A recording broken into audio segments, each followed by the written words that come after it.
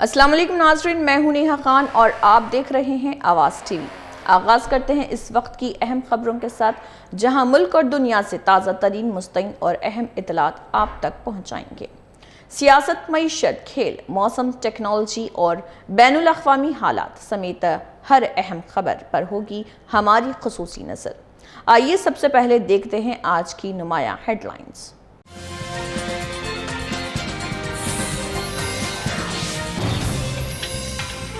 Parliament के monsoon इजलास में अहम बिलों पर गौर। राम मंदिर चंदा चोरी केस की तहकीकात के लिए SIT तश्कील, मुतअद्दिद गिरफ्तारियां, मरकजी वजीर अर्जुन राम मेघवाल का बयान।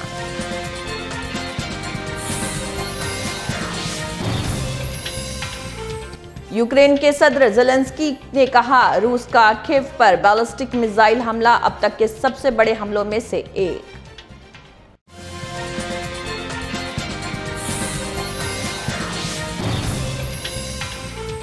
शदीद बारिशों की पेशगोई, हिमाचल प्रदेश के मुख्तलिफ इलाकों में रेड अलर्ट जारी, लैंडस्लाइडिंग का खदशा।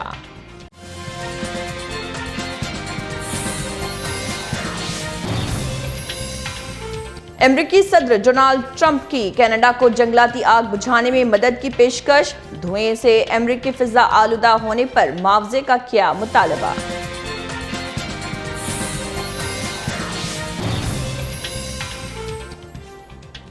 शुमाल मशरक़ी दिल्ली में समाजी कारकुन बनकर आने वाले गिरोह की दिन दहाड़े डकैती, लाखों रुपए नकदी और जेवरात लूटकर फरार।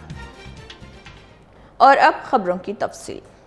मरकजी वजीर अर्जुन राम मेघवाल ने कहा कि पार्लियामेंट के मॉनसून इजलास में सुप्रीम कोर्ट के जजों की तादाद में इजाफे से मुतल्लिक ऑर्डिनेंस और इनकम टैक्स तरमीमी बिल पर गौर किया जाएगा। उनका कहना था कि इन अहम कानून साजी इक़दामात को मंजूर करना पार्लियामेंट की आईनी जिम्मेदारी है। दूसरी जानिब अर्जुन राम मेघवाल ने बताया कि राम मंदिर चंदा चोरी केस की तहकीकात के लिए ख़ुसूसी तहकीकात टीम तश्कील दे दी गई है। उन्होंने कहा कि इस मामले में कार्रवाई करते हुए मुतअद्दिद अफराद को गिरफ्तार भी किया गया, जबकि मजीद तफ्तीश जारी है। हुकूमत के मुताबिक दोनों मामलात पर कानून के मुताबिक कार्रवाई की जा रही और पार्लियामेंट में अहम बिलों पर तफसीली बहस मुतवक्किल है। हमारे पास अध्यादेश है, सुप्रीम कोर्ट में जजों की जो संख्या बढ़ी है उनको लेकर के, और एक इनकम टैक्स जो खाड़ी युद्ध के बाद जो अनसर्टेनिटी, जियो पॉलिटिकल सिचुएशन जो बनी, उसको लेकर के एक इनकम टैक्स में भी अमेंडमेंट का एक बिल है। तो ये दो बिलों पे तो अध्यादेश है, इसलिए उन पे तो चर्चा होगी और पास कराना ही पड़ेगा, हमारी कॉन्स्टिट्यूशनल जिम्मेदारी भी है। बाकी जो ज़रूरी बिल हैं वो सब, जैसे फाइनेंशियल बिजनेस है, अब एक्सेस डिमांड है तो वो तो पूरा करना ही पड़ेगा ना। जो संवैधानिक जिम्मेदारियाँ वो पूरी होगी। मानसून सत्र है, अगर कोई खेती पे, बाढ़ पे, कृषि पे कोई डिमांड आएगी, उनका नोटिस आएगा, स्पीकर साहब तय करेंगे, तो सरकार तो इन चीज़ों पे भी चर्चा के लिए तैयार है। अमेरिकी सदर डोनाल्ड ट्रंप ने कहा कि अमेरिका कनाडा में लगने वाली जंगलाती आग पर काबू पाने के लिए हर मुमकिन मदद फराहम करने के लिए तैयार है। ताहम उन्होंने ये भी कहा कि कनाडा से उठने वाला धुआं अमेरिकी फिजा को आलूदा कर रहा, जिसके बाइस अमेरिका को नुकसान पहुंच रहा। ट्रंप ने मुतालबा किया कि कनाडा को हमारी हवा को आलूदा करने पर अमेरिका को होने वाले नुकसानात का मुआवजा अदा करना चाहिए। I did, yeah, I did. How did that go? Well, it went good, but I told them, I mean, you got to stop these fires from coming in and, poisoning our air. Our air has been poisoned. I have a good relationship with Mark Carney, but, we got to stop the fires up there. If we can help them, we'll help them. But maybe they should pay us some damages or something, or we should do some tariffs.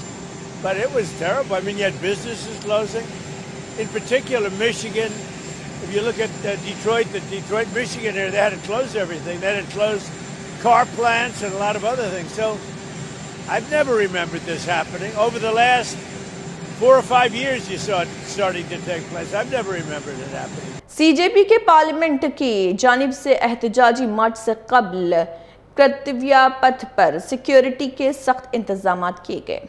Police और दीगर security एहलकारों के इजाफी नफरी तैनात कर दी गई, जबकि हसास मकामात पर निगरानी मजीद बढ़ा दी गई। हुकाम के मुताबिक ये इक़दाम अमन व अमान बरकरार रखने और किसी भी नाखुशगवार वाक़े से निमटने के लिए किए गए।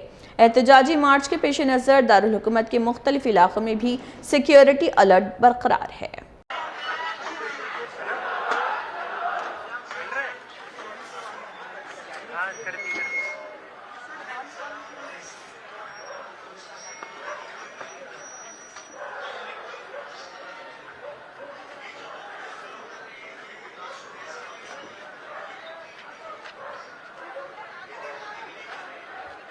पार्लियामेंट की जानिब एहतजाजी मार्च से कबल जंतर मंतर पर मुजाहिरीन ने मरकजी वजीर तालीम धर्मेंद्र प्रधान के इस्तीफे का मुतालबा करते हुए शदीद नारेबाजी की। मुजाहिरीन का कहना था कि वो मुख्तलिफ मुतालबात के हक में आवाज़ बुलंद कर रहे और हुकूमत से फौरी कार्रवाई का मुतालबा करते हैं। एहतजाज के पेश नज़र जंतर मंतर और इतराफ़ के इलाक़ों में सिक्योरिटी के सख्त इंतजाम किए गए।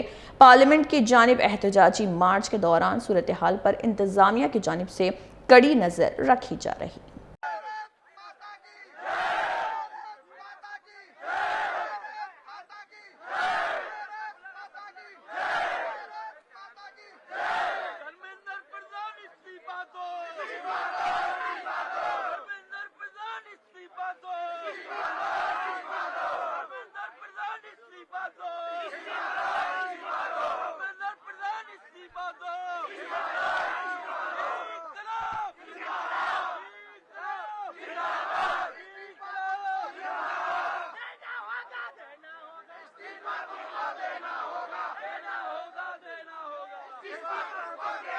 शुमाल मशरक़ी दिल्ली में दिन दहाड़े डकैती की एक बड़ी वारदात पेश आई, जहां 2 ख़वातीन समेत तकरीबन 10 अफराद पर मुश्तमिल एक ग्रोह ने मुबैना तौर पर समाजी कारकुन बनकर एक घर में दाखिल होकर लूट मार की।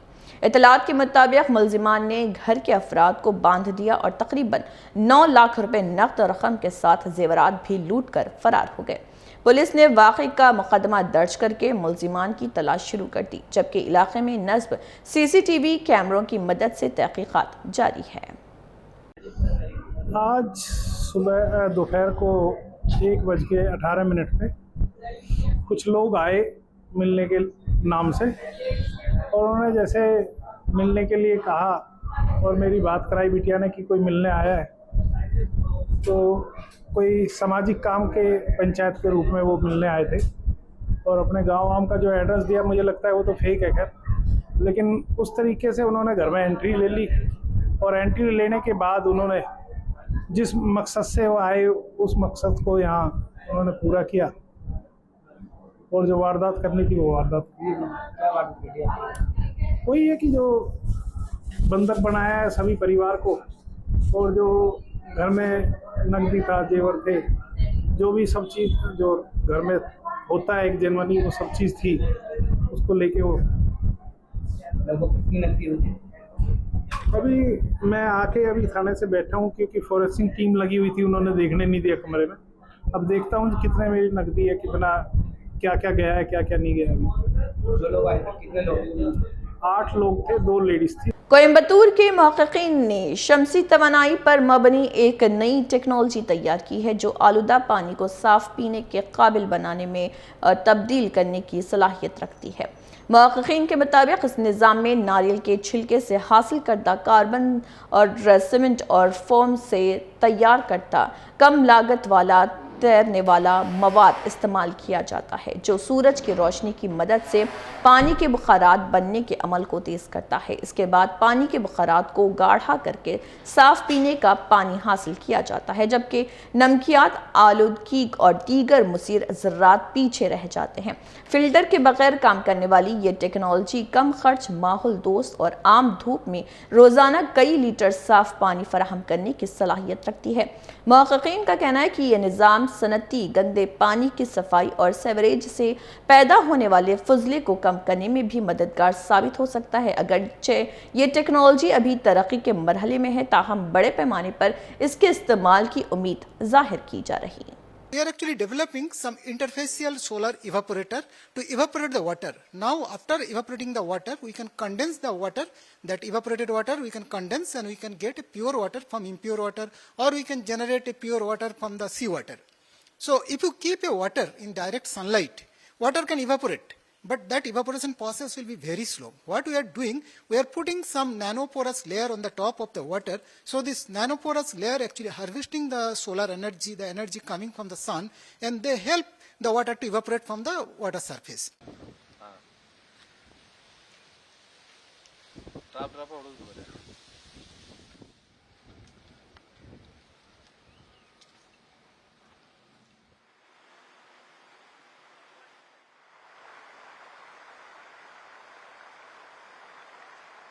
இப்போல்லாம் பல ஃபேக்ட்ரிஸ் எல்லாம் வந்துட்டு இருக்கனால அந்த கிரவுண்ட் வாட்டருங்கிறது ரொம்ப டேமேஜ் ஆகிட்டு இருக்குது. ஸோ அதில் அதிகமான கண்டாமினேஷனும் டாக்ஸிசிட்டி வாய்ந்த எலமெண்ட்ஸ் எல்லாமே அதில் கலந்துருக்கு. இப்போ இது யூஸ் பண்ணுறதுனால அந்த எவாப்ரேட்டர் மூலமாக ஃபில்ட்ரேட் ஆகிறது மட்டும் இல்லாமல் நம்மளுக்கு ஃப்ரெஷ் வாட்டரும் கிடைக்குது. கூடவே என்னென்ன எலமெண்ட்ஸ் இருக்கோ அது ஃபில்டர் ஆகி நம்மளுக்கு கிடைக்குது. இந்த எக்ஸ்ட்ராக்ஷன் ப்ராசஸ் இதில் மட்டும் பயன்படுத்த முடியாமல் அந்த லிக்விடில் கலந்துருக்க யுரேனியமாக இருக்கட்டும், இல்லை லித்தியம் எக்ஸ்ட்ராக்ஷனாக இருக்கட்டும், இந்த மாதிரியான பல கண்டாமினன்ட்ஸ், பல ஹார்ம்ஃபுல் டிஃபெக்ட்ஸ் எது இருந்தாலும் அதை நம்ம ஃபில்ட்ரேட் பண்ணுறதுக்கு மட்டும் இல்லாமல் அது கூட ஃப்ரெஷ் வாட்டர் நம்மளுக்கு கிடைக்கிறனால இது ரொம்ப யூஸ்ஃபுல்லாக இருக்கும். இது வந்து மற்ற எந்த ஒரு விஷயத்தோட வாட்டர் ஜென்ரேட் பண்ணுறத விட இது காஸ்ட் எஃபெக்டிவாக இருக்குது. ஸோ இது எல்லா இடங்கள்லையும் நம்மளால் ஈஸியாக பண்ண முடியும். இது ரொம்ப அவசியமானதாக இருக்கிறது மட்டும் இல்லாமல் ஒரு ஆப்டிமைஸ்டு பண்ண டிவைஸ்னால அது சீக்கிரம் நம்மளுக்கான எவாப்ரேஷன் ரேட்டுங்கிறது அதிகமாகுது. साबिक भारतीय गोलकीपर हेनरी मेनेज़ेस ने स्पेन की फतह का सेहरा टीम के कप्तान रोड्री के शानदार दिफाई कारकर्दगी के सर बांधा। उन्होंने कहा कि स्पेन और अर्जेंटीना के दरमियान फाइनल एक आला मियार का मुकाबला था, ताहम अर्जेंटीना अपनी बेहतरीन कारकर्दगी दिखाने में नाकाम रहा। हेनरी के मुताबिक रोड्री ने पूरे मैच में दिफाई शोबे में गैर मामूली खेल पेश किया, जबकि आखिरी 10 मिनट भी स्पेन का दिफा इंतहाई मजबूत और मुनज़्ज़म रहा। उन्होंने मजीद कहा कि पूरे टूर्नामेंट में स्पेन सबसे मुतवाज़िन और बेहतरीन टीम साबित हुई, जिसने उम्दा दिफा और इज्तिमाई खेल के बदौलत टाइटल अपने नाम किया। Well, I think if you see today's match was a high intense match because it was between the two great nations of the world playing with each other with a different kind of game. We knew that Spain would come in with a lot of possession football. They might harass the entire defense of Argentina, but I think they did not really disturb Argentina because of their shape in the defense, but they got every time close to the box, and they showed very poor quality in finishing those shots. You know, they had great amount of chances, but they just could not get through the defense, number one, or they had very feeble shots at goal. And some of the balls that they shot at the goal was saved by the goalkeeper Martinez. And this was expected throughout the match. We were only thinking is that when will Argentina get out of that defensive spot, when they would get up into the attack, and when they would show their magic. But that did not come. Messi tried time and again to move up, but they were robbed over there. They were crowded. And the other goalkeeper, I think Spain goalkeeper, didn't have too much to do except for one or two saves. Otherwise, it was all the way. All credit goes to Rodri in the defense. He was amazing there because he was a one-man show in the defense, really collective. Bihar constable भर्ती घोटाले के सिलसिले में police ने 2 अफराद को गिरफ्तार कर लिया। पुलिस के मुताबिक मुल्जिमान के कब्जे से तालीमी असनाद, खाली दस्तखत शुदा चेक, गोला बारूद और दीगर अहम दस्तावेजात बरामद किए गए। हुकाम का कहना है कि बरामदशुदा सामान की बुनियाद पर मामले की मजीद तफ्तीश जारी है, ताकि भर्ती घोटाले से जुड़े दीगर अफराद का भी पता लगाया जा सके। पुलिस ने बताया कि गिरफ्तार मुल्जिमान से पूछताछ जारी है और केस के मुख्तलिफ पहलुओं की तहकीकात की जा रही। सबसे पहले तो ये अभी तक स्पष्ट नहीं है कि क्या ये एक्चुअली में सेटिंग करा पाए थे। यह बिल्कुल स्पष्ट है कि सेटिंग के नाम पे इन्होंने पैसे लिए रखे थे और पैसे के कुछ ट्रांजैक्शन की ट्रेल भी मिली है यूपीआई वगैरह से। इसमें अगर बात करें तो जो पूर्णिया स्थित 2 व्यक्ति संजय कुमार और मिथुन कुमार, यह अभी तक किंगपिन लग रहे हैं। उनके नीचे ये लोग काम किया करते थे। इन्हें कभी 50,000 1 लाख रुपए ऐसे इनके द्वारा दिया जाता था, मिथुन और संजय के द्वारा।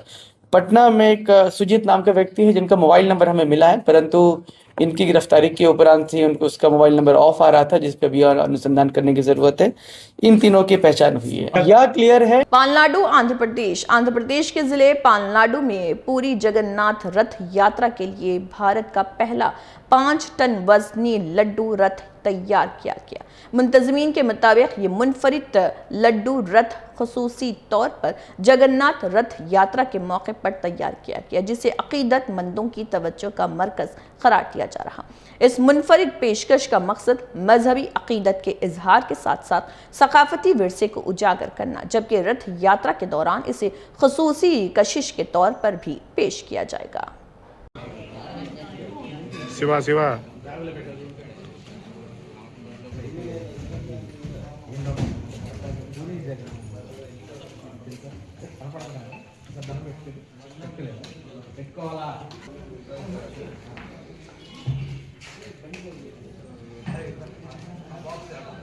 फीफा फाइनल में स्पेन के हाथों अर्जेंटीना की 1-0 से शिकस्त के बाद कोलकाता में अर्जेंटीना के मदाहों में मायूसी की लहर दौड़ गई।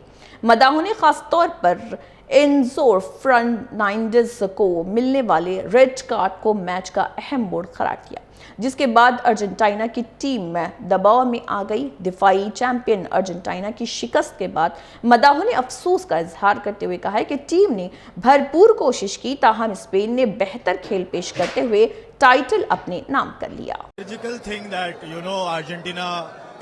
अर्जेंटीना वो स्ट्रैटेजी लेके गई जहाँ पे वो डिफेंसिव खेल रहे थे, काफी टाइम तक वो काम कर रहा था। गिवन स्पेन एक काफी अच्छी बॉल प्लेइंग टीम है, तो Argentina that will be a strategy which might work. I think the red card ने obviously वो गेम को थोड़ा चेंज कर दिया। आफ्टर एक्स्ट्रा टाइम में आप 10 लोगों के साथ और डिफेंड नहीं कर सकते हैं। There is a point where it gives in, और आई थिंक वही हुआ। I think by the end of the time जब स्पेन ने गोल मार दिया था, कोई अटैकिंग प्लेयर्स और थे नहीं अर्जेंटीना के पास। दे वर प्लेइंग 5 और 6 डिफेंडर्स, अकेला बस मेसी एक अटैकिंग प्लेयर था। तो you can't expect Messi to create goals and score goals as well, right? I guess defence थोड़ा वीक था अर्जेंटीना का, फिर रेड कार्ड मिल गया हम लोगों को, तो that game was tough. I guess होता है गेम में, होता है। तो आपको क्या लगता है कहाँ पे गड़बड़ी हुआ, मतलब किसने रेड कार्ड जब मिला, और पहले से भी अटैकिंग ही खेल रहा था शायद। ठीक है, कोई नहीं, चलता है। तो आज Messi fan, I hope you are Messi fan, so what is your message on for Messi? We actually won the World Cup. We're just enjoying the game. It's completely fine, I guess. We see the legends. Yeah, it's okay. I specifically follow Barcelona club, and in nation-wise, I follow Argentina. But all the football fans know there are 8 players of Barcelona in Spain. So I think the trophy.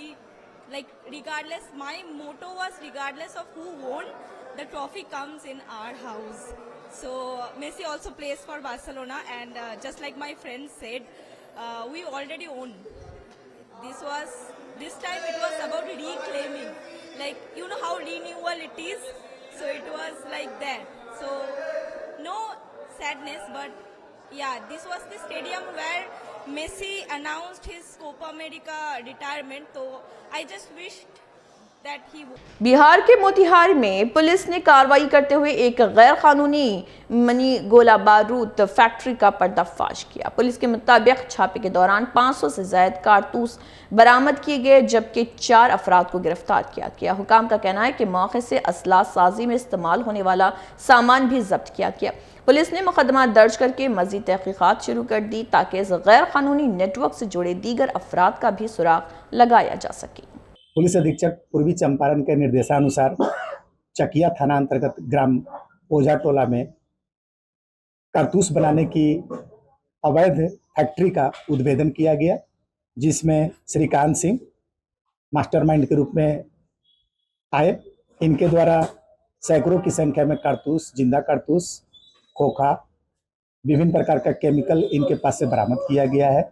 इनके निशानदेही के आधार पर रामबाबू पासवान, वली आलम और रहमत मियाँ को जिंदा कारतूस के साथ गिरफ्तार किया गया है। गन फैक्ट्री जो कारतूस फैक्ट्री का उद्भेदन हुआ उसमें क्या क्या सामान मशीनरी बरामद हुआ? इसमें 2 देसी कट्टा बरामद हुआ है, खोखा बरामद हुआ है 1063 पीस, जिंदा कारतूस 7.62 mm का बरामद हुआ है, जिंदा कारतूस 205 पीस बरामद हुआ है। बुलेट बनाने के उपयोग में आने वाली रसायन सामग्री विभिन्न प्रकार की बरामद की गई है। अर्धनिर्मित मैगजीन 7 पीस बरामद किया गया है।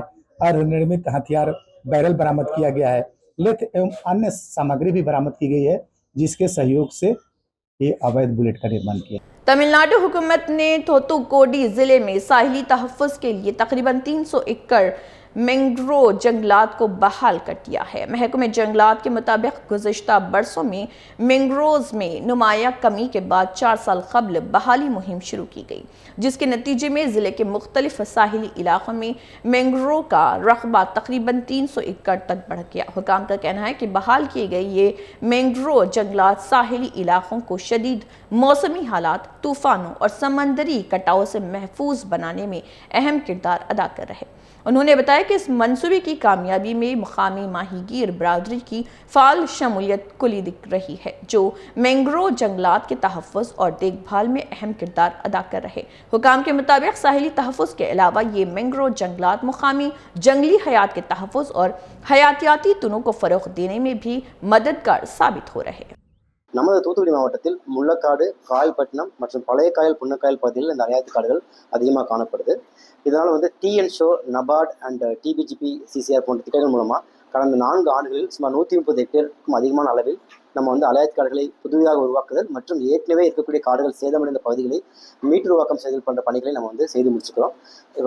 இந்த அலையாத்தி காடுகளை பாதுகாப்பதற்கு அந்த உள்ளூர் மீனவ மக்களின் பங்களிப்பும் ரொம்ப அவசியம் என்பதால் பழைய காயலையும் முக்கானிலையும் அந்த உள்ளூர் மக்களும் வனத்துறையும் இணைந்த village mangrove councils 2 council form பண்ணியிருக்கோம். முதல் கட்டமாக அவங்களுக்கு வந்து ஒரு ட்ரைனிங் கொடுத்துருக்குறோம். जम्मू कश्मीर के लेफ्टिनेंट गवर्नर मनोज सिन्हा ने श्रीनगर में तज़ीम व आराइश के बाद वो चारनाग मंदिर कॉम्प्लेक्स की इफ्तिताही तकरीब में शिरकत की। इस मौके पर लेफ्टिनेंट गवर्नर ने मंदिर कॉम्प्लेक्स की बहाली के काम को सकाफती और मजहबी विरसे के तहफ़्फ़ुज़ की जानिब एक अहम कदम करार दिया। तकरीब में मुकामी मोअज़्ज़िज़ीन, अक़ीदतमंदों और मुख्तलिफ़ शोबे ज़िंदगी से ताल्लुक़ रखने वाले अफराद ने भी शिरकत की। हुकाम के मुताबिक बहाल शुदा वो चारनाग मंदिर कॉम्प्लेक्स खित्ते के तारीख़ी और सकाफती विरसे को महफूज रखने के अज़म की अक्कासी करता है। सुखद अनुभूति हो रही है कि लंबे समय बाद जो ज्ञान का केंद्र रहा है, दुनिया भर के विद्वान जहाँ करके आपस में विमर्श किया करते थे, उस स्थल को पुनर्जीवित करने में सफलता मिली है। मैं इस कार्य से जुड़े सभी लोगों को हृदय से बधाई देना चाहता हूं और मुझे लगता है कि लंबे समय बाद इसमें आस्था रखने वाले लोगों ने आज आकर के यहाँ यज्ञ किया, हवन किया और भगवान शंकर की स्थापना की। यहाँ की जो मूल पहचान है अभिनव गुप्त जैसे विद्वानों की, मैं समझता हूँ कि आज से 2000 साल पहले दुनिया भर के विद्वान यहाँ बड़ी संख्या में आते थे। गणित हो, अध्यात्म हो, गणना हो, इन सब विषयों पर चर्चा करते थे। मैं ईश्वर से प्रार्थना करता हूँ कि फिर से वह काल जम्मू कश्मीर में वापस आवे और लोग फिर से संवाद करें यहाँ ज्ञान पर, गणित पर, विज्ञान पर, आधुनिकता पर।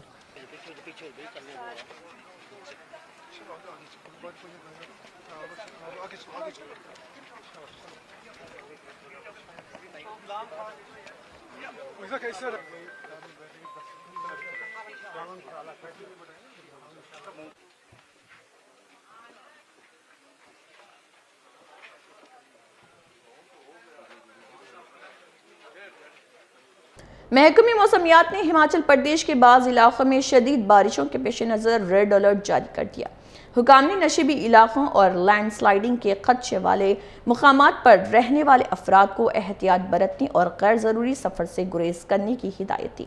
दूसरी जानिब कई मुकामी बाशिंदों का कहना है कि गुज़िश्ता कई दहाइयों के दौरान बेहंगम तामीरात और बड़े पैमाने पर दरख्तों की कटाई के बाइस रियासत का माहौलियाती तवाज़ुन कमज़ोर हो गया, जिसके नतीजे में मानसून के मौसम में लैंडस्लाइडिंग और दीगर कुदरती आफात का खतरा बढ़ गया।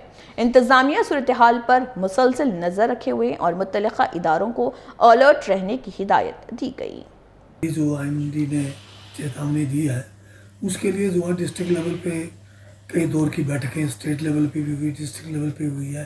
सभी जो हमारे इसमें जुड़े हुए हैं डिज़ास्टर मैनेजमेंट में, सभी तक हैं। अब उम्मीद कर सकते हैं कि हम सब कुछ ठीक ठाक निकल जाए।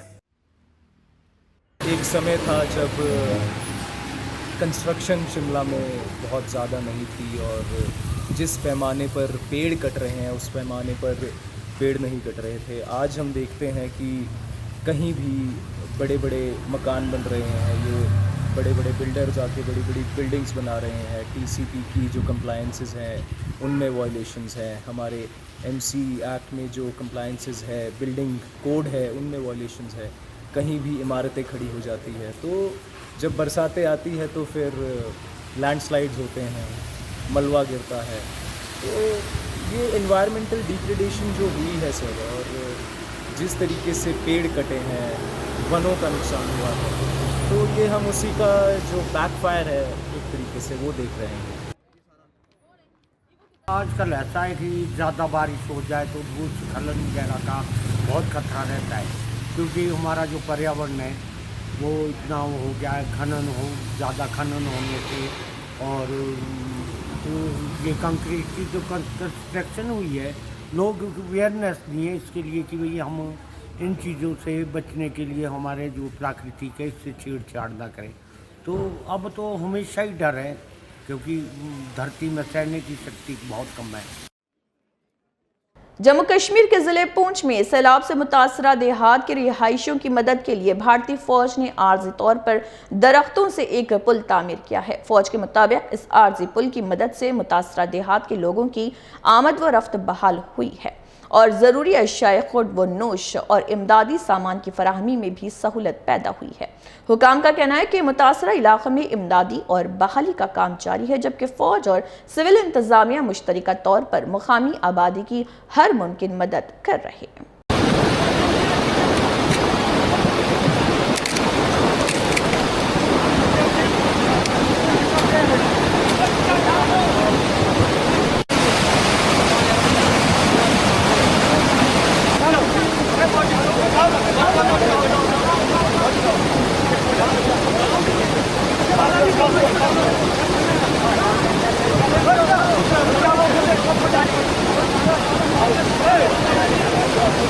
यूक्रेन के सदर व्लादिमीर ज़ेलेंस्की ने कहा है कि रूस की जानिब से कीव पर किया गया बैलिस्टिक मिसाइल हमला अब तक के सबसे बड़े हमलों से एक था और ज़ेलेंस्की के मुताबिक हमले में मुतअद्दिद मिसाइल दागे गए, जिससे दारुल हुकूमत के मुख्तलिफ इलाकों में शदीद नुकसान पहुंचा।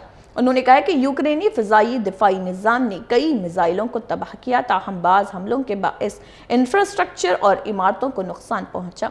यूक्रेनी हुकाम के मुताबिक हमले के बाद इमदादी कार्रवाइयाँ जारी हैं, जबकि मुतासरा इलाक़े में नुकसानात का जायज़ा लिया जा रहा। Зараз ще тривають роботи в Києві. У місцях після російських ударів багато було балістики. Один з найбільш масштабних ударів сьогодні. Саме балістикою Київ і область були ключовою мішенью для росіян. Вони готували цю атаку кілька діб, накопичували ракети. Звісно, небезпека залишається і тепер. Це треба враховувати. Саме на балістику Росія робить ставку, і завдяки балістиці Путін досі продовжує вірити. नाजरीन, आज के न्यूज़ बुलेटिन में फिलहाल इतना ही। मुल्क और दुनिया की ताज़ा तरीन खबरों से बाखबर रहने के लिए देखते रहिए आवाज़ टीवी। मैं हूं नेहा खान, आपसे इजाज़त चाहूँगी। अपना और अपने प्यारों का बहुत ख्याल रखिए। अल्लाह हाफ़िज़।